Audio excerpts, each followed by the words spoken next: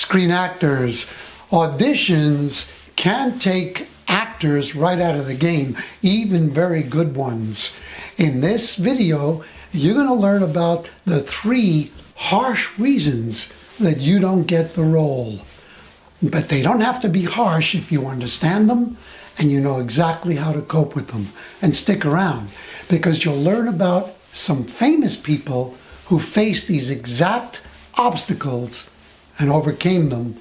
And if they did, so can you. I'm Louis DeBianco, and this is my channel, Screen Acting Success. Each Friday I release a new video with tips, techniques, and secrets that I learned by actually working in front of the camera for more than 40 years and by coaching and teaching other actors to master their game and go on and have successful careers.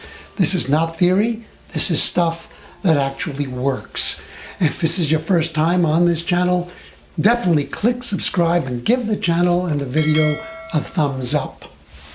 Okay, let's get into the 3 harsh reasons why you audition and may not get the job. The first one is physical. You may be not physically right for the role, and they don't really discover that until you're actually in the audition. For instance, you might end up being taller than the lead actor or actress, and then they decide, you know what, won't look good on camera. So you gave a great audition, but you didn't get the part, and you'll never find out why. Doesn't matter, you just move on. Maybe you end up being better looking than the lead actor. You know, some very, very famous and powerful actors have a say in the audition process, and they may look through all of the audition tapes and look at you and in their mind say, no, you know what? I don't feel comfortable with the way that person's going to make me look. Again, something that you won't know about. Now, I want you to imagine this, that you go in and you give a great audition. In fact, it's so strong that when you leave the room, the auditioners actually end up saying, wow, get that person a job, get them a show of their own. And guess what? You don't get the gig. Sounds strange? Well, it actually happens, and it happened to Amy Schumer. Here she is on the screen. She really wanted the role of Shoshana in an HBO series called Girls. Who got the role? Zosia Mamet. Here she is on the screen. What was the deciding factor? The universe knows. But if Amy had tortured herself about why didn't they hire me, she may have become discouraged, and it would have hurt her chances to give a great next audition. I told you that you would learn about famous people. Well, how about this one? You know the franchise called Jack Reacher. And of course, everyone knows Jack Reacher is played by Tom Cruise.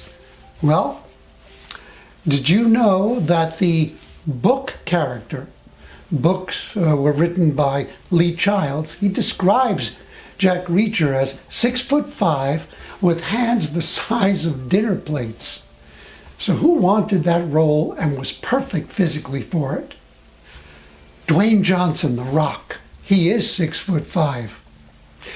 Tom Cruise happens to be 5'7". Why did they give it to him? Well, let's continue with some of the other reasons, and maybe you'll be able to understand why. The second reason why you might not get the role is called a courtesy read. It's quite funny because it's anything but a courtesy. In the movie business, a courtesy read is when they read someone even though the role has already been offered to another actor, and they really know that they want the other actor. So then why would they read someone else? Well, it's basically to cover their bases, because perhaps the other actor hasn't said yes yet. The contract hasn't been signed, the negotiations haven't been finalized, and so they're just making sure that they have a backup. And you might be one of those backups.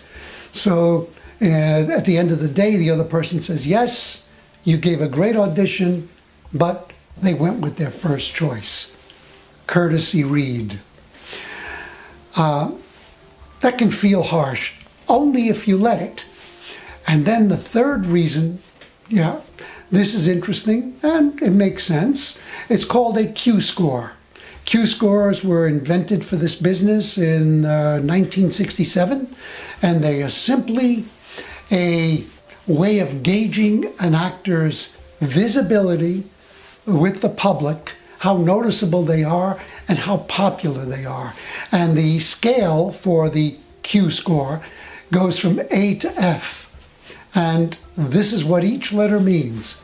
If the actor gets an A, that means that that actor is the one of the people's favorites. A B, well, their visibility and popularity are very good. C, good. D, poor. Well, is an F poor? No. F in this case stands for never heard of him or her. Yep, that sounds harsh, but that's the way it is. And so you can give a great audition, but they say, you know what, we need somebody with a higher Q-score because that's more box office, more eyes on our product, more money for us. And at the end of the day, it is a business.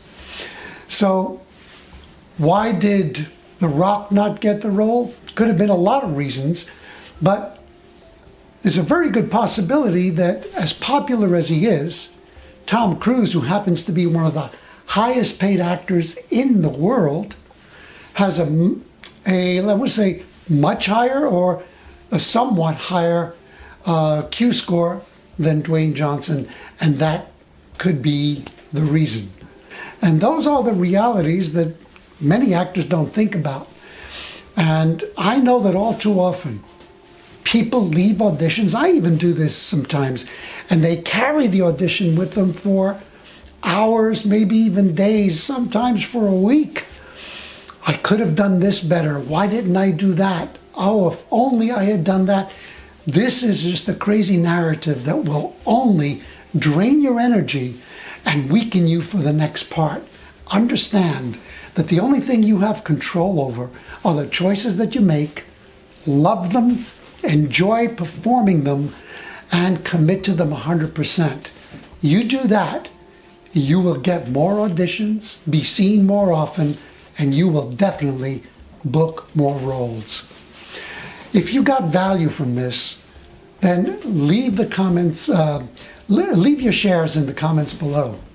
And also, hey, give the video a thumbs up. You're going to find some links below. I'm going to give you a link to where an article that I believe covers 29 actors who didn't get the roles. And I think you'll find it informative and very inspiring. You're also going to find a link below to my latest online course, Self-Taping Mastery. Definitely check it out. I'm offering a lot plus bonuses, and as you know, self-taping is here to stay. So why not become a master of it? And I want to leave you with this thought. Remember that when you act on camera, that don't ever fret about the lines, because the words and the lines don't determine how compelling or good your audition is. It's what happens beneath the lines and between the lines, that magical inner life that only you can bring, that make the difference whether or not you are interesting and exciting to watch. So with that in mind, go out there and be creative, be bold, and book that next gig.